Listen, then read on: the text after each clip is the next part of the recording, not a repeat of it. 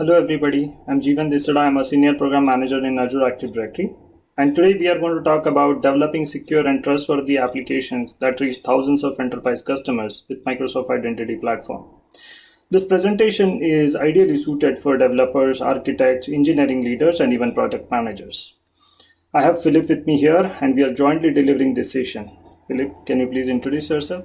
Hi everyone, my name is Philippe Signoret and I'm also a program manager on the Microsoft Identity team. Let's deep dive into our presentation now. Identity is the new control plane. With the current COVID-19 situation, most of the enterprise users are working remotely. I'm sure when you are watching this video, you must be watching this from your home. But still, all the users, although they are working from home, they need access to different types of cloud applications and their line of business applications. Think more about like Box, ServiceNow, Salesforce, or even the application hosted on Azure or AWS cloud, which you are using every day. For organization, now it is becoming most important to secure their resources more than ever due to this COVID-19 situation. Applications hold critical information to the business, and so the security of these apps is at paramount right now. In this case, the app can be hosted in the cloud, or it might be hosted on some on-premise server, or it can be even cloud SaaS app. And identity acts as the control plane, which is at the center and can drive the digital transformation for modern organization. So that's why we call it as identity as the control plane, and which is always at the center. Microsoft is one of the largest identity provider and manages over billions of identities and billions of authentications every day. So over 20 million organizations are using our product. Think about any Microsoft product. There are 200,000 plus Microsoft enterprise customers who are using Azure Active Directory every day. Most of these Fortune 500 companies are using Azure Active Directory already. These particular organization has like 345 million plus users, which are actively using all our features. Whereas if you're familiar with our Microsoft accounts like Xbox.com, Live.com, Outlook.com, then these are particular also actually using Azure AD authentication. This is why we suggest like you should go with Microsoft Identity services. But again, there are multiple other reasons why you should integrate with Microsoft Identity Platform. If you're developing application, you can leverage Microsoft Identity Platform with Enterprise Trust on. And the first thing which every organization wants is simplify sign-in. There are millions of enterprise users using application and they would like to reduce sign-in. The next thing is safeguard access. Every enterprise has a security and compliance requirement, and that's where they want to safeguard the access. Also, you can, as a developer, you can actually build new experiences and rich particular data from Microsoft ecosystem. You can actually leverage and make your application really rich. And then you can grow the app adoption by easily reaching it out to users and administrators to find and install your application. We are going to see how you can able to achieve this over this particular presentation. Let's talk about what you can do to integrate this particular application with Microsoft Identity.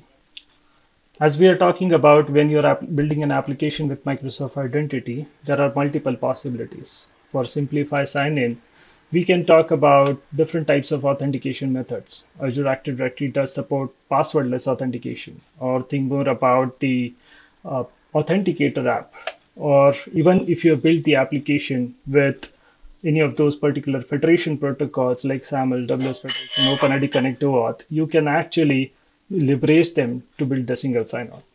For safeguard access, most enterprise customers have this security standard, right? And that means they are actually applying different conditional access policies. And also they do sometimes authorization, which are actually including roles and groups, or even the device check. The automatic user provisioning and group-based provisioning is another area where the organization look to safeguard the access. When you're thinking about building a richer application, then you can actually leverage the data in Microsoft ecosystem products such as Dynamics, SharePoint, Outlook, OneDrive, and you can able to build your own custom logic on top of that to make the innovation over there. To grow your app adoption, Microsoft offers different programs like BizSpark, Microsoft Partner Network, AppSource, and Azure AD App Gallery. We will see all these particular details and we will focus few of these particular areas from it, and we will talk in more details about it. But wait, what about the existing app? You might have already developed an application. It's not always new application you are developing. So we do see there are two particular common patterns coming from this. One is where you are developing a new application, or you are still modifying your existing application and investing into it, which is our first particular column over here. Versus the other one is you cannot able to modify that application due to some constraints, might be resource constraint or might be budget or other particular scenarios, but you can still able to integrate those applications with Azure AD. And we do see those common patterns like SAML, or if you're using OpenID Connect to auth, you can still able to integrate with us. SCIM is another pattern where we do see a lot of growth on that, or even if you would just like to grow the app adoption, we do offer that particular option. One thing which I would like to stress over here is when you're developing new application, you can definitely build much more richer experiences with Azure AD. And then you can able to also leverage all the other benefits which you get it from integration. So let's see how that particular thing happens and how do you achieve that. So for building the new Microsoft with Identity, I'm going to hand it over this to Philip now, and he will take you into that journey. Thanks, Jivan. Okay, let's talk about how you can use the Microsoft Identity Platform to simplify sign-in for your app. When we talk about single sign-on, we typically discuss two protocols, SAML and OpenID Connect. The Microsoft Identity Platform supports both. If you're developing a new application or you're updating an existing application to use modern authentication or call an API secured by Microsoft Identity, you'll want to use OpenID Connect. If you have an existing application that uses SAML already, which you can't or don't want to update, you can use your existing SAML support and integrate with the Microsoft Identity Platform. The Microsoft Authentication Library, or MSAL, is the client library for the Identity Platform, which implements the standards and protocols, abstracting away the implementation details from your application and giving you a clean and simple interface to enable sign-in and to get access tokens to access APIs, such as Microsoft Graph. The model is simple. You just ask for a token, and the library provides it. All of the protocol and security innovation happens under the hood, and your app's code doesn't need to change. The quick starts we offer make it easy to get started with secure sign-in with MSAL for any type of app on any platform. Before your app can call Microsoft Graph or any other API, customers need to grant your app access to their data. Customers are always more likely to approve apps that request less data and when they understand why the app needs that access. So start small and then only incrementally request access as you need it. When your application calls an API secured by the Microsoft Identity Platform, it can do so using its own identity or on behalf of the signed-in user using delegated permissions. You should always use delegated permissions when you have a signed-in user. This restricts your app's access to only what the user has and avoids unintentionally exposing data that the user should not be able to access. Understanding which permissions to Microsoft Graph your app requires is very simple using Microsoft Graph Explorer. You can test different Microsoft Graph APIs and understand the least privileged permission for that API. Before your application can call an API, consent needs to be granted for the permissions your app is requesting. It's very important to remember that not all users can consent to all permissions, and that different customers will have different settings for user consent. Customers can choose which applications users can consent to and for which permissions, and they can also just turn off user consent entirely. Many customers only allow user consent for apps from verified publishers, and we'll talk a little bit more about that later. When a user is not allowed to consent to your application on their own, it's okay, it's not the end of the road. With the admin consent request workflow, users who are not allowed to consent can easily request admin review of their application. Admins can then review, and if they approve, grant tenant-wide admin consent to the application, allowing all users in the organization to use your application without additional consent prompts. With publisher verification, you as an app publisher can go through a simple process where Microsoft verifies your organization's identity. Once verified, you can then mark your applications as coming from a verified publisher, which will lead to improved branding and a verified badge on the consent prompt and in other experiences where we list your app. Publisher verification increases customer trust and transparency. They can be more confident that they understand who they are giving access to. There's an important change coming soon. Publisher verification will be required for user consent to most multi-tenant applications, even if the customer's configuration would otherwise allow user consent. All right, now with some of the things we've covered, let's talk about 4 key aspects which are important when developing multi-tenant applications. That is, applications that will be used by users from many different organizations. First, you need to configure your app's supported account types. Apps can be configured to be usable by users only in the same organization where the app is registered, or by users in any organization. You want to make sure that your app is configured to be usable by users in any organization, and, if your scenario calls for it, by users using their personal Microsoft accounts. Second, you'll need to update your app's code to use the common endpoint instead of the tenant-specific endpoint you would use if it was a single tenant application.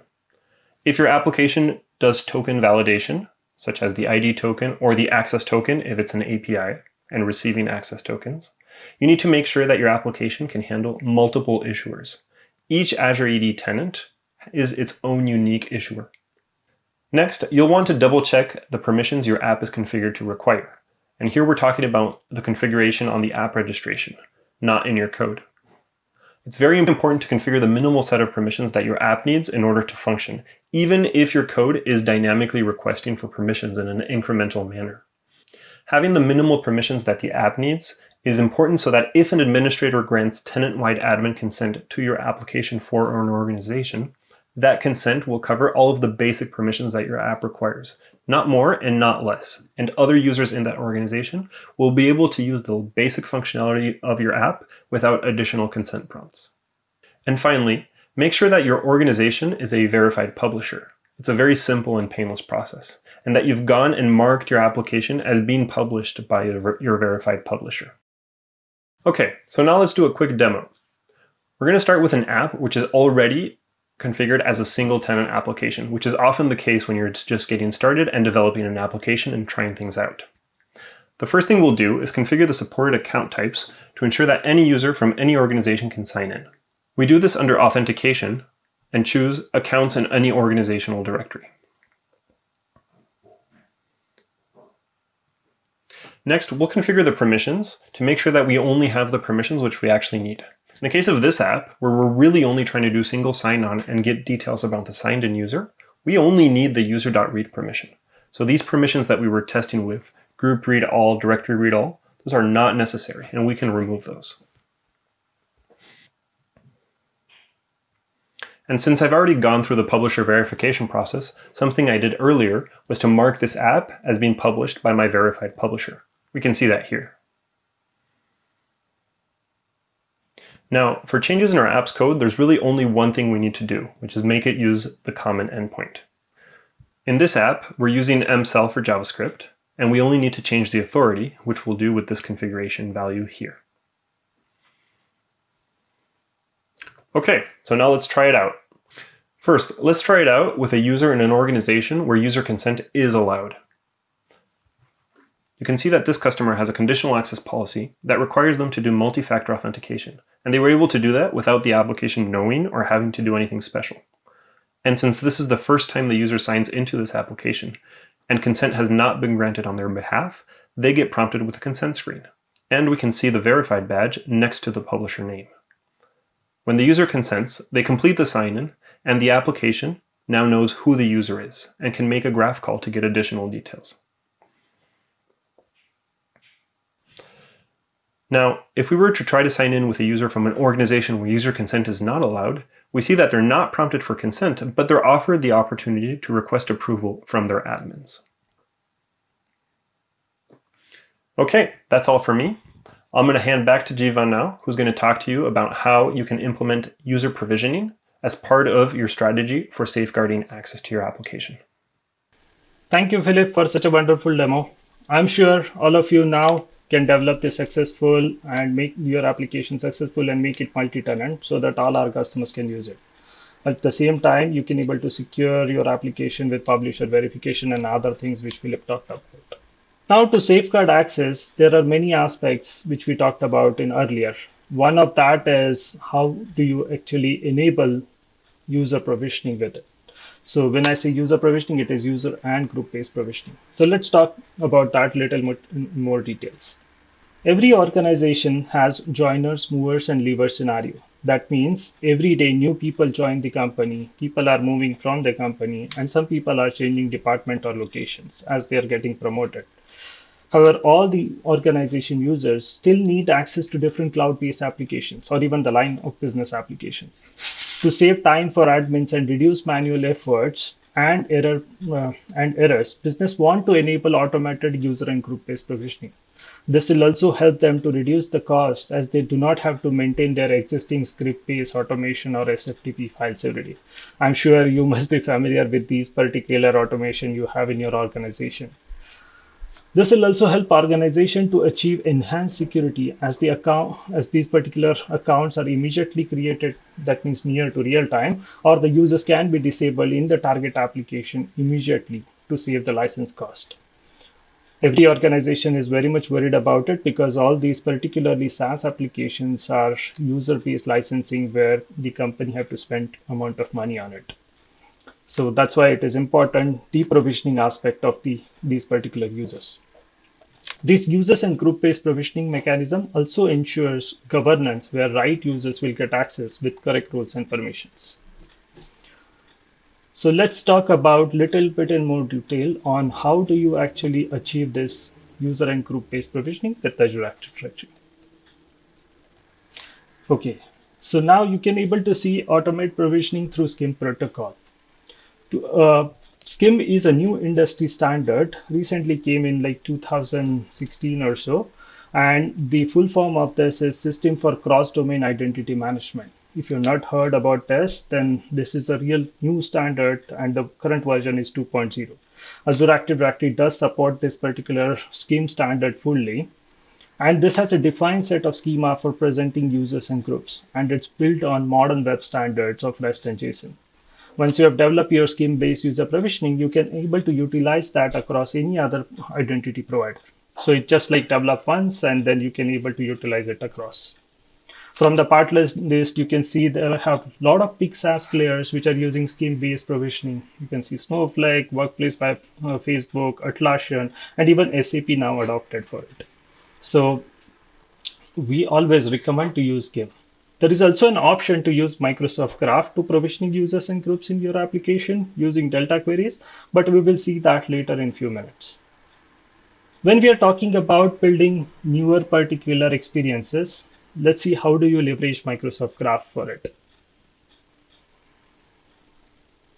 Once the user does the authentication with Azure Active Directory, then you can able to call Microsoft Graph, which are REST-based APIs. And this is a single gateway that will give the data across Microsoft ecosystem of applications. Think more about Exchange, Azure Active Directory, Dynamics, SharePoint, Outlook, Calendar, Events. There are n number of things which you can able to use it. Although you are building new pods for your organization or web APIs or workflow automation, you can use these REST-based APIs to make your application richer and really create new experiences for your user. So let us look at some common scenarios, particularly to Azure Active Directory and Calendar, which you can able to achieve using Microsoft Graph. I think that will provide you a lot of idea on, and I'm sure if you are developing application, you can able to map those in your business and create something new. First scenario over here is to create security and compliance dashboard. That means you can leverage Azure Active Directory Privileged Identity Management APIs to report a risk on users or privileged roles, and then get security alerts which can actually send email notifications. So this is like a complete workflow you can able to achieve. The second scenario is about streamlining IT services management. You can call our application APIs to deploy application in your organization and then manage permissions in subscription and manage the devices via Intune. These are the new APIs, and we do see a lot of adoption onto those particular APIs as every organization want to automate their process for onboarding applications. The last scenario is about collaboration workflow, where you can provide file and contact, sync calendar for availability, or seamlessly connect to Teams calls. These are some of the use cases which we laid down over here, but as I said, You can find enormous use cases related to your business application and make your application richer and really useful for our customers. Now, as you have built your application already, so let's talk about how do you grow app adoption. And there are multiple avenues over here. We talked earlier, but let's talk about Azure Active Directory App Gallery and in detail and how do you actually list your application into the gallery. Azure Active Directory Application Gallery is in product experience. That means IT administrator can access it using the Azure portal. This is one of the most recommended approach for deploying SaaS application in customer environments. You can list your application here if you have developed this newly using OIDC OAuth, as Philip talked about, or you've already developed using SCIM or WSFed or SAML 2.0, you can still able to onboard your application here. Note that if you have already developed user and group-based provisioning using SCIM, you can add that for your existing application into the app gallery. But it is not at all mandatory that for listing the application, you have to have SCIM. It's not like that. The process for listing application is fairly quick. Like within 5 to 7 business days, we can list your application into the app gallery for single sign-on. Our team tests this integration functionality for smooth adoption by our customers.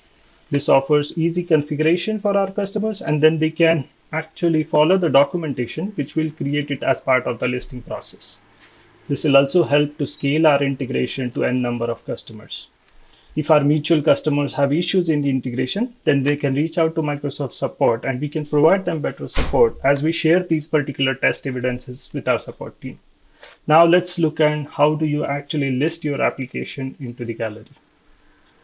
Microsoft runs application integration program for developers and SaaS vendors. You can submit a request with Microsoft team to list your application into the Azure AD App Gallery. Then Microsoft integrates the app and delivers it into the app gallery. Once it has been listed, immediately it is available for all our customers to use it. That means they can add and configure and deploy it. This is a publicly documented process, and you can find this more information at aka.ms Azure AD App Request. Also, we use Microsoft Application Network Portal for ISVs and customers to track this request, where you can submit the request and track it. The URL for our portal is aka.ms Azure AD list your app. Don't think about immediately noting it out because I think you will be getting the deck from where you can actually get these URLs. But the URLs are also very simple to remember. Let's talk about now, once the application is available into the gallery, how do you take it to the market? To increase the awareness and promotion of your particular application to administrators and business particular users, we actually also list your application into the Azure Marketplace.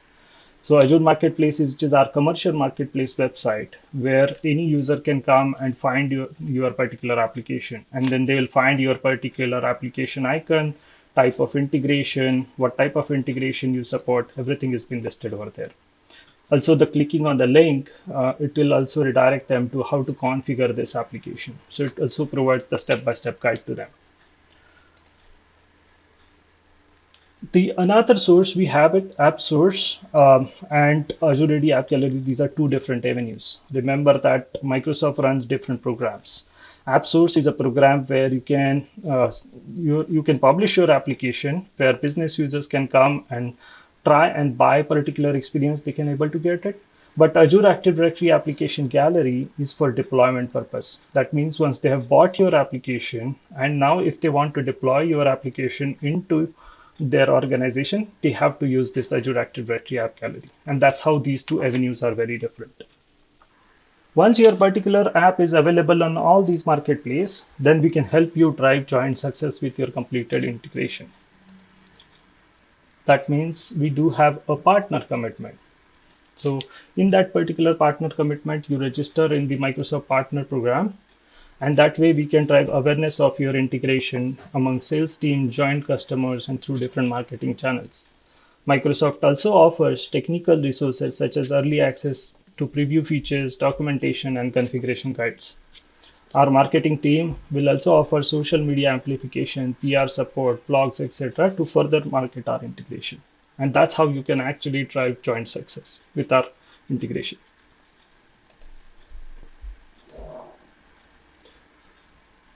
As some next steps, let's summarize what we looked into it and define the next steps over here. Enable first single sign-on to your application choosing the right SSO method of your application. But please follow the guidelines and recommendation which Philip has provided earlier. Participate in Microsoft Partner Network program, and then you can become a verified publisher, which can build more confidence in our mutual customers when they are deploying applications. You can build SCIM-based user and group provisioning for simplicity. We have provided the reference code here. To enrich your app, use Microsoft Graph, and remember, Graph Explorer is your friend, so you can able to test your API output with that. And once your application is ready, then please submit your application to be listed into the Azure AD App Gallery, and then market and grow and maintain your solution in Azure AD App Marketplace. I hope you find this particular presentation helpful. I would like to thank you from my side and from Philip over here for watching this particular presentation and giving your time. If you have any questions, please feel free to put your questions at the bottom of the video as a comment, and we will try to answer those. Thank you.